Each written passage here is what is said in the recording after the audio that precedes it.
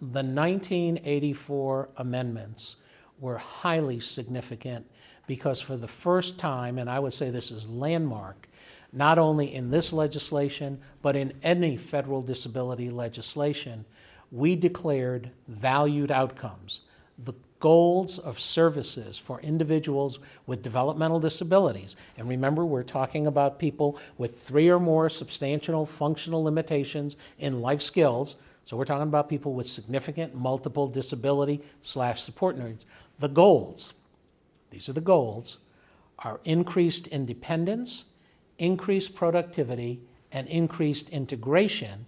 And in the statute, not willing to leave this to the regulators, to the bureaucrats, the words were defined.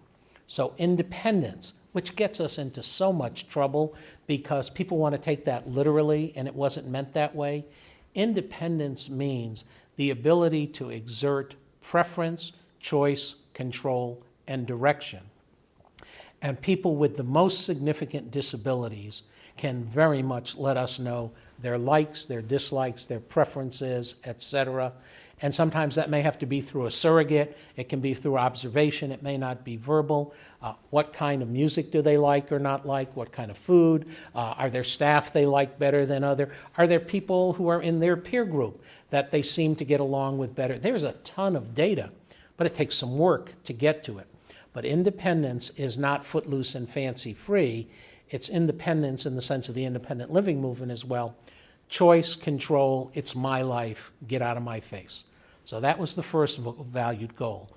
The second, productivity.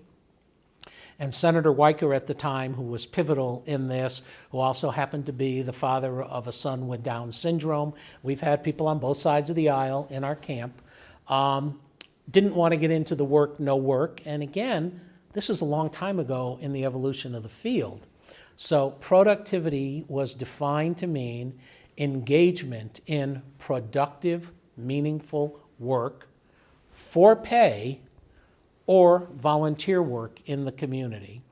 And it really translates into having a valued presence, having social value, social worth, as Wolfensberger used to teach us about social role valorization. This person has something to give back. And that's a wonderful thing to put into law. And it was clear, not everybody's going to work 40 hours a week. We got that. And these are goals, and I'll come to the third one and then we'll come back for a second. The third goal was integration.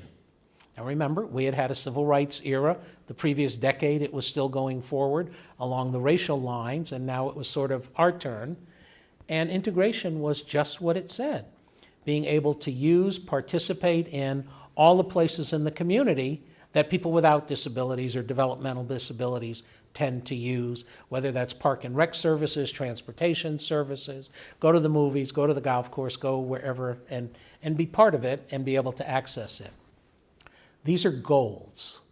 And I don't climb mountains, but a few mountain climber friends of mine have advised me, Alan, your goal as a mountain climber, their goal as a mountain climber, is always to reach the highest peak. And I said, tell me about that. Because if you don't go for the highest peak, you may never get to the plateau that's one before it. I believe that's the intent here. The goals were services should increase independence, productivity, and integration. Didn't say everybody's going to achieve nirvana. I don't know what that means anyhow. But those were the benchmarks to begin to be looked at that were declared 26 years ago in this field for people with the most significant disabilities. So they were ahead of the ADA, which didn't come until 1990, with its goals of equality of opportunity, independent living, economic self-sufficiency, and full participation, which frankly very nicely parallel the goals from the Developmental Disabilities Assistance and Bill of Rights Act.